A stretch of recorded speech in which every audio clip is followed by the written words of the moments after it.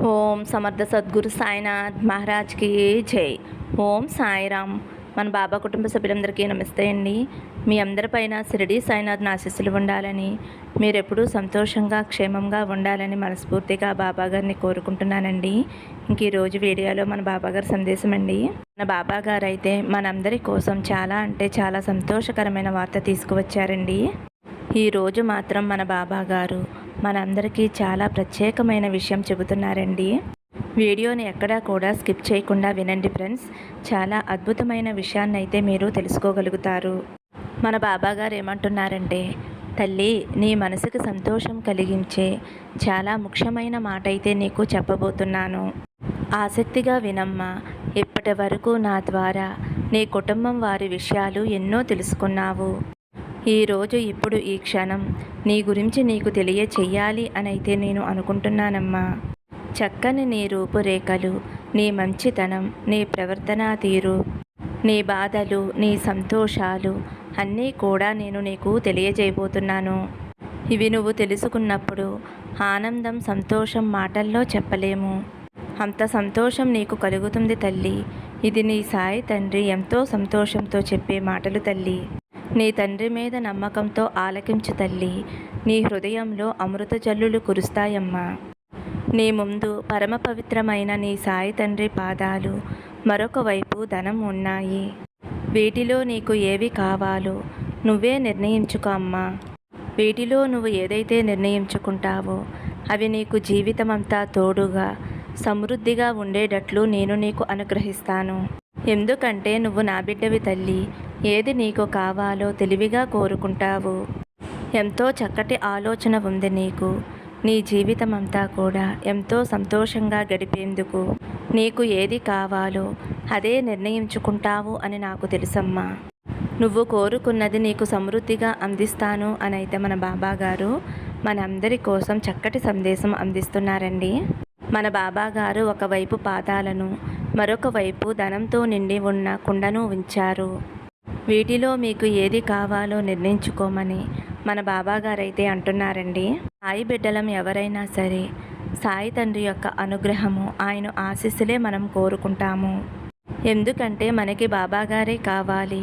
కాబట్టి బాబాగారు పాదాలు ఆశ్రయించి మనం ఏం కోరుకుంటున్నామో, బాబా, నా ప్రతి కోరిక మీకు తెలుసు, నాకు ఏమి ఇవ్వాలో మీకు తెలుసు, కోరిక మీరు నెరవేర్చండి అని మనం అడిగినప్పుడు సాయి తండ్రి పరమ సంతోషంతో మనతో ఏం చెబుతున్నారు అంటే, తల్లి, ఈ రోజుతో నీ కష్టాలన్నీ తొలగిపోతున్నాయి. బాబా మీరే కావాలి అన్న నీ కోరిక నాకు ఎంతో పరమ సంతోషాన్ని ఇస్తుందమ్మా.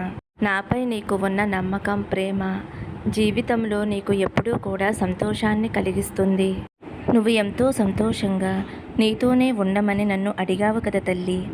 అందుకేనమ్మా నేను ఎంతో సంతోషంగా నీ ఇంట శాశ్వతంగా నీతో ఉండేందుకు అందుకనే నీ వద్దకు వచ్చానమ్మా. చూడు తల్లి, నేను నీ వద్దకు వస్తే నీకు తెలుసు కదా, నీ ఇల్లు ద్వారకామయిలా మారుతుంది. నీ మనసు ఎప్పుడూ కూడా ప్రశాంతంగా నా సన్నిధిలా ఉంటుంది.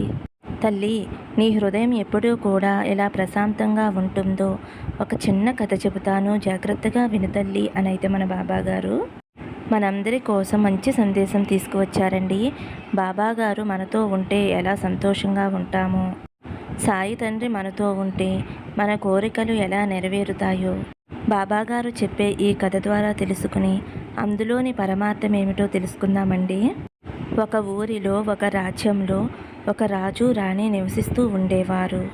వారికి ఇద్దరు కుమార్తెలు, ఇద్దరు కుమారులు. కుమార్తెలకి ఒకరికి అమావాస్య, మరొకరికి పౌర్ణమి అని పేర్లు పెట్టారు. పౌర్ణమి ఎప్పుడూ కూడా భక్తి మార్గంతో, ధార్మిక స్వభావంతో ఉంటూ ఉండేది. నిత్యం పూజలు చేసుకుంటాం, ఆవులను సేవించటం, ఇంట్లో పనులు చేసుకుంటూ ఉండేది. అమావాస్యకి మాత్రం పూజలు చేయటమన్నా, పనులు చేయటమన్నా అస్సలు ఆసక్తి ఉండేది కాదు. కానీ అక్కా చెల్లులు మాత్రం ఎప్పుడూ కూడా ప్రేమతోటి కలిసిమెలిసి ఉండేవారు. కానీ వారి తల్లి మాత్రం పౌర్ణమి కన్నా అమావాస్యనే ఎక్కువగా ప్రేమిస్తూ ఉండేది. రాజుగారు కూడా అంతే. పౌర్ణమి కన్నా అమావాస్యని, ఇద్దరి కొడుకుల్ని ప్రేమతో చూసుకునేవారు. కొన్నాళ్లకి అమావాస్య, పౌర్ణమి అన్నదమ్ములు ఇద్దరూ పెరిగి పెద్దవాళ్ళవుతారు. రాజు రాణి ఇద్దరి కొడుకులకి కూడా వివాహం జరిపిస్తారు. తరువాత కుమార్తెల గురించి ఆలోచిస్తూ రాణి ఇలా అంటుంది. పౌర్ణమికి మాత్రం కలిగిన సంబంధం చేయవద్దు. ఎందుకంటే ఆమెకి ఎక్కువగా పూజలు చేయటం ఇష్టం కదా. అలాగే ఆవులను కూడా ఎక్కువగా సేవిస్తూ ఉంటుంది. దేవుడికి పూజలు చేయటం, భక్తిభావం కలిగి ఉండటం, కథలు వినటం, భజనలు చేయటం ఇవన్నీ కూడా పౌర్ణమికి ఎంతో ఇష్టం. పౌర్ణమి కనుక పెద్ద ఇంటి కోడలు అయితే ఆ పనులన్నీ కూడా సక్రమంగా చేయలేదు. పౌర్ణమికి పూజలు చేయటం ఇష్టం కాబట్టి నిరుపేద కుటుంబంలో ఇస్తే తను ప్రతిరోజు దైవాన్ని ఆరాధించుకుంటూ ఈ పనులన్నీ కూడా చేసుకోవచ్చు అని మహారాణి మహారాజుతో చెప్పేసరికి సరేనంటారు ఆ మహారాజు. మహారాజు సంబంధాలు చూడగా ఒక సంబంధం పౌర్ణమికి నిశ్చయం చేస్తారు. మహారాణి ఇలా అంటుంది. పౌర్ణమికి సంబంధం నిశ్చయమైంది కాబట్టి ఇప్పుడు అమావాస్యకి కూడా ఒక మంచి సంబంధం చూసి ఇద్దరికీ కలిపి వివాహం చేసేద్దాం అని అంటుంది. మహారాజు సరే అని అదే గ్రామంలో ఉండే ఒక యువరాజుకి అమావాస్యతో సంబంధం నిశ్చయం చేస్తారు. మహారాజు ఈ విషయం చెప్పగానే మహారాణి మనసులో ఇలా అనుకుంటుంది. ఇప్పుడు చూడాలి పౌర్ణమి పేదవారి ఇంట్లో ఎలా ఉంటుందో, పూజలు ఎలా చేస్తుందో. అప్పుడు చూడాలి పౌర్ణమికి దేవుడు సహాయం చేస్తాడో, నేను సహాయం చేస్తానో అప్పుడు ఆమెకు అర్థమవుతుంది అని మహారాణి అనుకుంటుంది. తర్వాత మహారాజు ఇద్దరు కూతుళ్ళకి కూడా ఒకే సమయంలో వివాహం జరిపిస్తాడు. మహారాజు మహారాణి అమావాస్యకి ఎంతో సంపదను ఇస్తారు. పౌర్ణమికి మాత్రం ఏమీ ఇవ్వరు. కానీ వాళ్ళ అన్నయ్యలు వదినలు ఎంతగానో ఇష్టపడేవారు. ఎందుకంటే పౌర్ణమి వాళ్ళ అన్నయ్యలకి వదినలకి ఎంతగానో సహాయం చేసేది. కానీ అమావాస్య అంటే ఎవరికి ఇష్టం ఉండేది కాదు. ఎందుకంటే తను వదినని ఏదోటి ఇబ్బంది పెడుతూ బాధ పెడుతూ ఉండేది. అదేవిధంగా ఎప్పుడూ కూడా తన వదినలతో దురుసుగా ప్రవర్తిస్తూ ఉండేది. పౌర్ణమి అమావాస్య కూడా ఇద్దరూ వాళ్ళ వాళ్ళ అత్తగారింటికి వెళ్ళిపోతారు. అయితే ఒకరోజు ఏం జరుగుతుంది అంటే అమావాస్య తన ఇంట్లో శివుడి జాగరణ పెడుతుంది. పూజకి ఆ గ్రామంలో ఉండే ప్రజలందరినీ కూడా పిలుస్తుంది అమావాస్య. కానీ తన సోదరి పౌర్ణమి మాత్రం తన పూజకి పిలవదు. పౌర్ణమి అరుగు మీద కూర్చుని ఉండగా ఆ ఊరి మహిళలు పూజకి వెళుతూ ఆమెను ఈ విధంగా అడుగుతారు. ఈరోజు మీ అక్కగారింట్లో శివపూజ జరుగుతుంది కదా, మీరు ఇంకా వెళ్ళలేదా అని అడుగుతారు. అప్పుడు పౌర్ణమి ఇలా అంటుంది. లేదండి, నేను వెళ్ళటం లేదు. నా సోదరి నన్ను పిలవలేదు. పిలవకుండా నేను ఎలా వెళ్ళను అని అంటుంది. అప్పుడు ఆ గ్రామంలోని మహిళలందరూ ఇలా అంటారు. అమ్మా పౌర్ణమి, అక్కడ జరుగుతుంది పెళ్ళో పేరంటకమో కాదు కదా, అక్కడ జరుగుతుంది శివపూజ. పూజకి పిలవకపోయినా సరే తప్పకుండా రావచ్చు. మీరు మాతో రండి, మేము కూడా అక్కడికే వెళుతున్నాము అని అంటారు.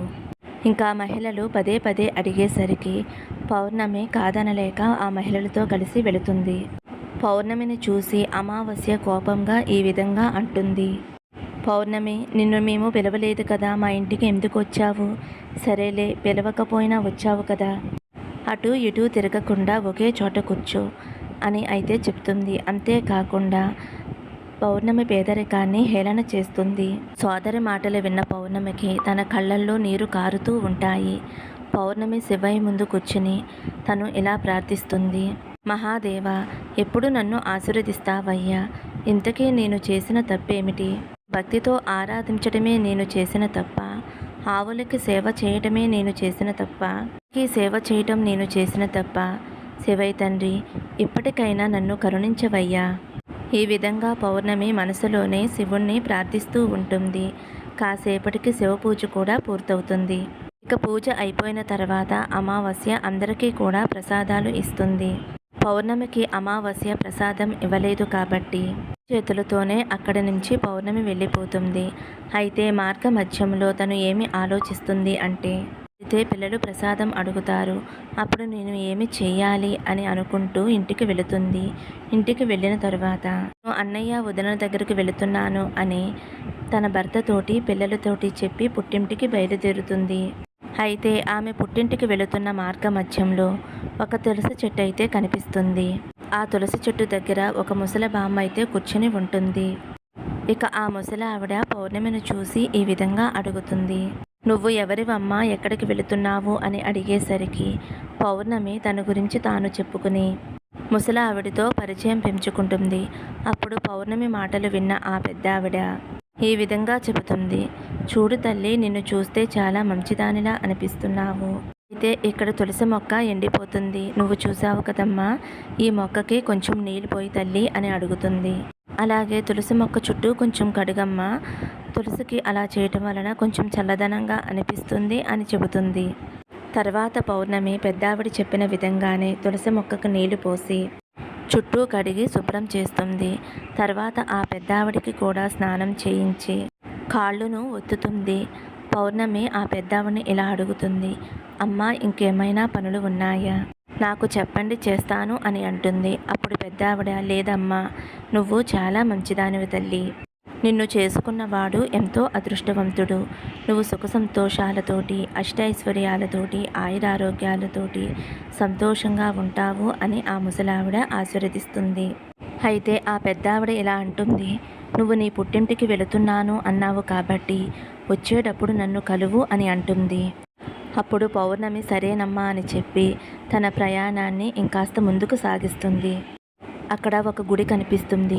ఆ గుడి దగ్గర ఒక చెట్టు కింద ఒక పెద్దాయన కనిపిస్తాడు. అయితే ఆ చెట్టు దగ్గర కూర్చుంది మరెవ్వరూ కాదు, స్వయంగా ఆ పరమశివుడే. కానీ పౌర్ణమి శివుడు మారువేషంలో ఉండటం వలన శివుణ్ణి గుర్తుపట్టలేకపోతుంది. ఇక వెంటనే ఆ పెద్దాయన పౌర్ణమిని చూసి, నువ్వు ఎవరు తల్లి అని అడుగుతాడు. వెంటనే పౌర్ణమి, మీకు ఏమైనా సహాయం కావాలా బాబా అని అడుగుతుంది. అప్పుడు ఆ పెద్దాయన ఇలా అంటాడు. ఈ గుడిని శుభ్రం చేసి చాలా కాలం అవుతుంది, చాలా మురికిగా అయిపోయింది. కాబట్టి దయచేసి నువ్వు ఈ గుడిని శుభ్రం చేస్తావా అని అడుగుతాడు. అదే విధంగా నేను స్నానం చేయటానికి ఈ 2 కుండలతోటి నీళ్లు తెచ్చిపెట్టు తల్లి అని అడుగుతాడు. వెంటనే పౌర్ణమి ఆ బాబా కోరినట్లుగానే అన్ని పనులు కూడా ఎంతో సంతోషంగా చేసి పెడుతుంది. ఇంక మహాదేవుడు పౌర్ణమి చేసిన పనులు చూసి ఎంతో ఆనందించి పౌర్ణమికి ఎన్నో ఆశీర్వాదాలు అందిస్తాడు. పౌర్ణమి అక్కడి నుండి కూడా సెలవు తీసుకుని ఇంకాస్త ముందుకు వెళుతుంది. వెళుతూ ఉండగా అక్కడ కాళీమాత ఆలయం కనిపిస్తుంది. అక్కడే ఉన్న ఒక చెట్టు కింద ముసలావిడి రూపంలో కాళీమాత కూర్చుని ఉంటుంది. ఇంకా పౌర్ణమి అక్కడికి రాగానే, నువ్వు ఎవరు తల్లి అని ఆ ముసలావిడ అడిగేసరికి వెంటనే తన పేరు చెబుతుంది. అప్పుడు పౌర్ణమి, మీకు ఏమీ కావాలమ్మా, ఎందుకు ఇలా కూర్చున్నారు అని అడుగుతుంది.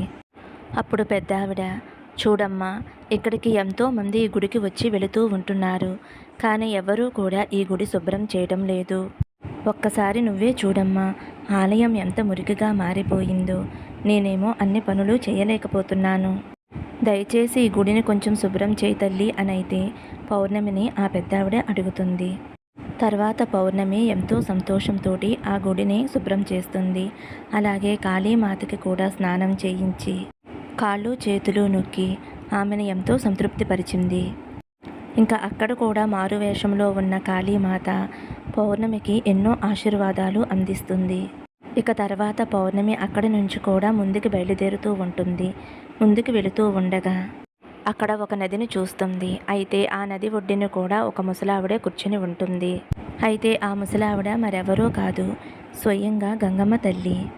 గంగమ్మ తల్లి పౌర్ణమిని చూసి అడుగుతుంది, తల్లి నువ్వు ఎవరు అని. అప్పుడు పౌర్ణమి తన గురించి తాను చెప్పుకుంటుంది. అప్పుడు పెద్దావిడ ఇలా అంటుంది, ఇక్కడ అందరూ కూడా స్నానం చేసి వెళ్ళిపోతారు, కానీ ఎవరూ కూడా ఈ ప్రదేశాన్ని శుభ్రం చేయరు. నువ్వు మాత్రం చాలా మంచిదానిలా, గుణవంతురాల్లా కనిపిస్తున్నావమ్మా. దయచేసి ఈ నది ఒడ్డున శుభ్రం చేస్తావమ్మా అని అడుగుతుంది. అప్పుడు వెంటనే పౌర్ణమి కాదు అని అనకుండా ఆ ప్రదేశాన్నంతా కూడా శుభ్రం చేస్తుంది. తర్వాత ఆ పెద్దావిడ కూడా పౌర్ణమిని ఆశీర్వదిస్తుంది. తర్వాత పౌర్ణమి నది ఒడ్డు దాటడానికి పడవ ఎక్కుతుంది. ఆ పడవలో పువ్వులన్నీ కూడా చెల్లా చెదురుగా ఉంటాయి. పువ్వుల్లోనే కూర్చుని పౌర్ణమి నది ఒడ్డుకి చేరుకుంటుంది. తర్వాత వారింటికి చేరుకుంటుంది. పౌర్ణమిని చూసి వాళ్ళ అన్నగారులు వదినలు ఎంతో ఆనందపడతారు. అంతేకాకుండా వాళ్ళందరూ పౌర్ణమిని ఎంతో బాగా చూసుకుంటారు. ఆ రోజంతా కూడా అన్న వదినలతో పౌర్ణమి ఎంతో సంతోషంగా గడుపుతుంది. మరుసటి రోజు ఉదయం ఇంకా ఇంటికి బయలుదేరుతూ ఉండగా తన వదినలు ఒక ఎర్రటి చీరని తనకి పెడతారు.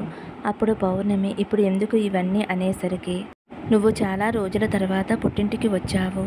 ఇదిగో ఈ పట్టుచీర కట్టుకుని అందంగా ముస్తాబయ్యి రా. తర్వాత మీ అత్తగారింటికి పంపిస్తాము అని అంటారు. వదినలు తనపై చూపిస్తున్న ప్రేమని చూసి పౌర్ణమి ఎంతో సంతోషపడుతుంది. అప్పుడు ఆనందంగా ఆ చీరని కట్టుకుంటుంది.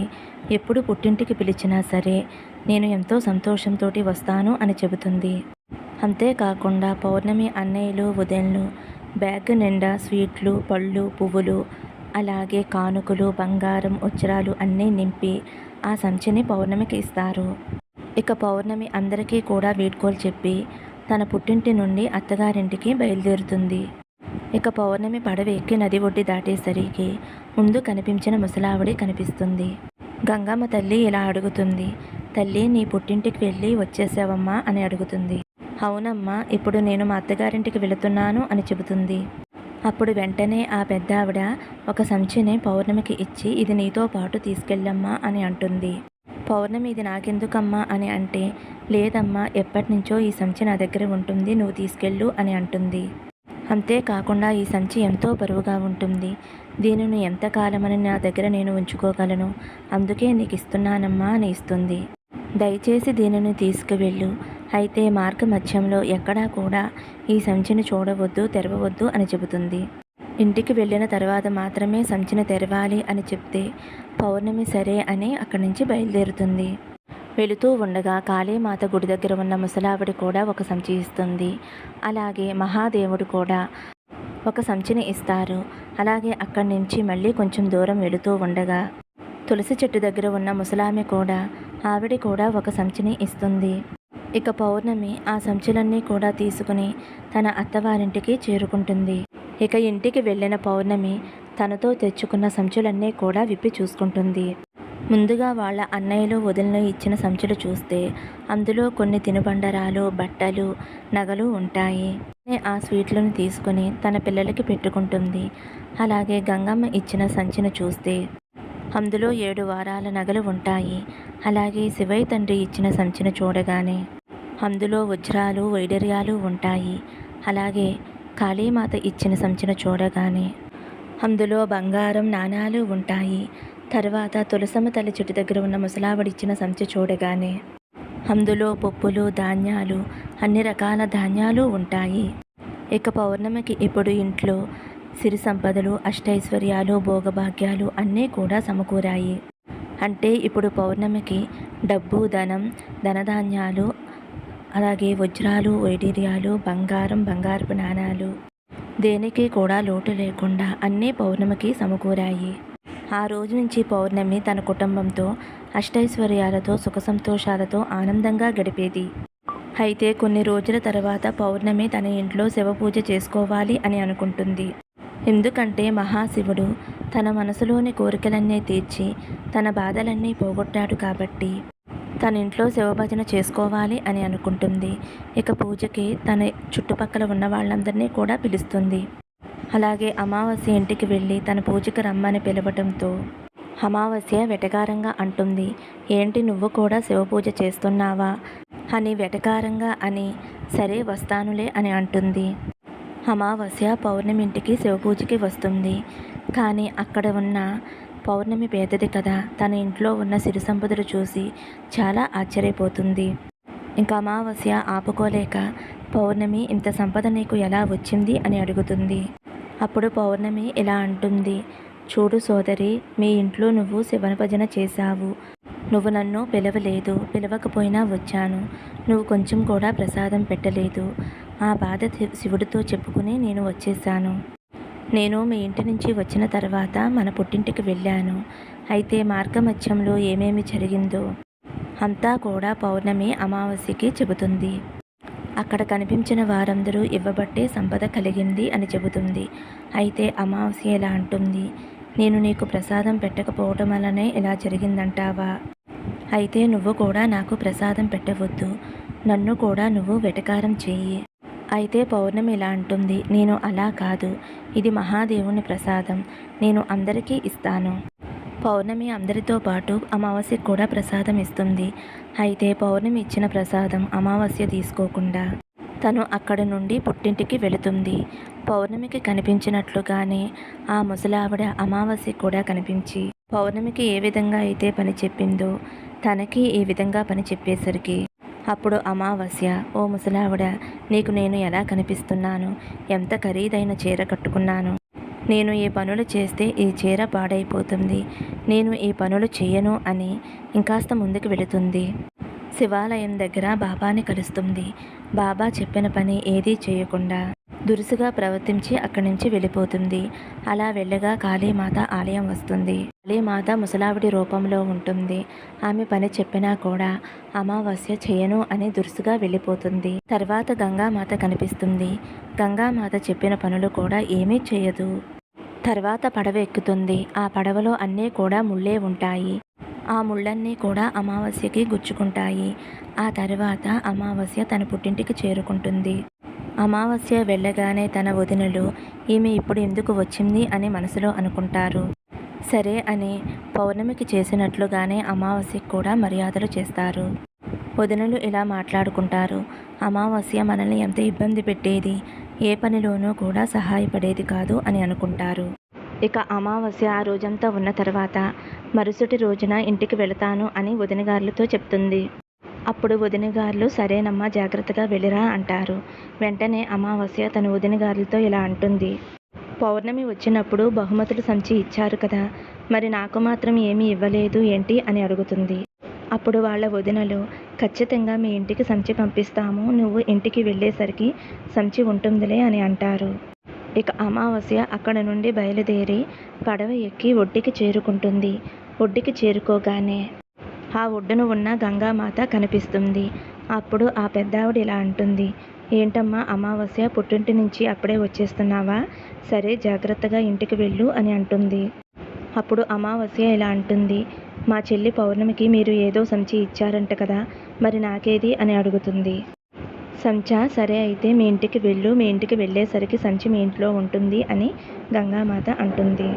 అప్పుడు అమావాస్య కొంచెం ఎదరికి వెళుతుంది. కాళీమాత, మహాశివుడు, తులసమ్మ తల్లి అందరూ కూడా అదే విధంగా అంటారు. నువ్వు ఇంటికి చేరేసరికి సంచి మీ ఇంటి దగ్గర ఉంటుంది అని చెబుతారు. ఇక అమావాస్య తన అత్తగారింటికి చేరుకోగానే ఇంట్లో 5 సంచులు ఉంటాయి. ఇక అమావాస్య ఆనందంతో ఆ 5 సంచులు కూడా విప్పి చూస్తే వాటిల్లో రాళ్ళు, రప్పలు, విషపు పాములు, విషనాగులు ఇలాంటివన్నీ కూడా ఉంటాయి. వాటన్నిటిని చూసి అమావాస్య ఎంతగానో భయపడిపోతుంది. ఓ మహాదేవ, ఇదేమిటి ఇలా జరిగింది? పౌర్ణమికి మాత్రం ఎన్నో సిరి సంపదలు వచ్చాయి, నాకు మాత్రం ఇవి వచ్చాయేంటి అని ఆలోచిస్తూ తను వెంటనే తన సోదరి అయిన పౌర్ణమి దగ్గరికి వెళుతుంది. పౌర్ణమితో ఇలా అంటుంది అమావాస్య ఎంతో గట్టిగా. నీకు మాత్రం అన్నీ లభించాయి, నాకు మాత్రం ఎవరూ ఏమీ ఇవ్వలేదు అని ప్రశ్నించేసరికి వెంటనే పౌర్ణమి, అక్క, మన పుట్టింట్లో ఎప్పుడైనా వదినలకి సహాయపడ్డావా? తనకి ఎప్పుడైనా కొంచెం పనుల్లో సహాయం చేశావా? మరి అలాంటప్పుడు వారు నీకు బహుమతులు ఎందుకు ఇస్తారు అని అంటుంది. నేనెప్పుడూ కూడా వారితో మంచిగా ఉన్నాను, వారి అన్ని పనుల్లో సహాయపడుతూ ఉండేదాన్ని, అందుకనే వారు నాకు బహుమతులు ఇచ్చారు. అలాగే మార్గమధ్యంలో పెద్దవారందరూ సహాయం అడిగితే నేను నిరాకరించాను అని చెప్పావు. నువ్వు వారికి సహాయం చేయకుండా వారితో గడుసుగా మాట్లాడితే వారు నీకు బహుమతులు ఎందుకు ఇస్తారు అని అంటుంది. అందుకే భగవంతుడు నీకు ఎటువంటి బహుమతులు ఇవ్వలేకపోయాడు అని పౌర్ణమి అంటుంది. వెంటనే అమావాస్య, సోదరి, నన్ను క్షమించు, నేను ఎప్పుడూ నీ పట్ల దురుసుగా అవమానించేలా ప్రవర్తించాను, దయచేసి క్షమించు. నేను కూడా నీలాగా ఉత్తమ కోడల్లా ఉండాలి అనుకుంటున్నాను, కాబట్టి నేను కూడా భక్తితో ఇవన్నీ పొందాలి అంటే నేను ఏమి చేయాలి చెప్పు అని అడుగుతుంది. అప్పుడు పౌర్ణమి ఇలా అంటుంది. చూడు సోదరి, నువ్వు ఎప్పుడూ కూడా ఈ 3 సూత్రాల యొక్క జ్ఞానం గురించి తెలుసుకో. అందులో మొదటిది కరుణ, దయ. ఇక రెండవది భగవంతుణ్ణి భక్తితో పూజించటం. ఇక 3వ సూత్రం వచ్చేసి ప్రతినిత్యము కూడా భక్తితోటి ఓం నమఃశివాయ అనే నామాన్ని 108 సార్లు జపించాలి. సోదరి, ఈ 3 సూత్రాలు పాటిస్తూ భగవంతుని భక్తితో ఆరాధిస్తే తప్పకుండా ఆ భగవంతుడు మీకు సహాయం చేస్తారు. ఎందుకంటే నేను దేవుణ్ణి పూజించడమే కాదు, అందరికీ కూడా అన్ని పనుల్లో సహాయంగా ఉంటాను, మంచిగా ఉంటాను. అందుకే ఆ భగవంతుడు నాకు అన్నిటినీ ఇచ్చాడు. కానీ నీ దగ్గర అన్నీ ఉన్నా కూడా ఎవరికీ సహాయం చేయకుండా భక్తి లేకుండా ఉంటున్నావు. అందుకే నీ దగ్గర ఏమీ లేకుండా పోయాయి అని పౌర్ణమి అనేసరికి అమావాస్య ఇక తన ఇంటికి వెళ్ళి భక్తి శ్రద్ధలతోటి శివుణ్ణి ఆరాధిస్తుంది. అలాగే సహాయం కోరిన వారికి సహాయం చేస్తుంది. ఫ్రెండ్స్, బాబాగారు చెప్పిన కథ విన్నారు కదండి. చాలా అద్భుతమైన కథ అండి. మన బాబాగారు చెప్పే సూత్రాలు ఈ కథలో ఉన్నాయి కదండి. భక్తి భావం, మంచి మనస్సు, ఎదుటివారికి సహాయం చేయటం, నిండు మనసుతో దైవారాధన, ఇవన్నీ ఉంటే మనకి అన్నీ కూడా సమకూరుతాయి అని అయితే మన బాబాగారు అంటూ ఉంటారు కదండి. మనం లేని వారికి సహాయం చేస్తే తప్పకుండా ఆ భగవంతుడు కరుణిస్తాడు అని అయితే మన బాబాగారు అంటూ ఉంటారండి. మనకి అన్నీ సమకూరుతాయి, సంతోషంగా ఉంటారు అని అంటారు. మరి ఫ్రెండ్స్, మన బాబాగారు అందించిన ఈ అమూల్యమైన కథ సందేశం మీకు నచ్చింది అనుకుంటున్నానండి. నచ్చితే కనుక ఒక చిన్న లైక్ ఇవ్వండి. మరికొంతమంది సాయి భక్తులకి షేర్ చేయండి.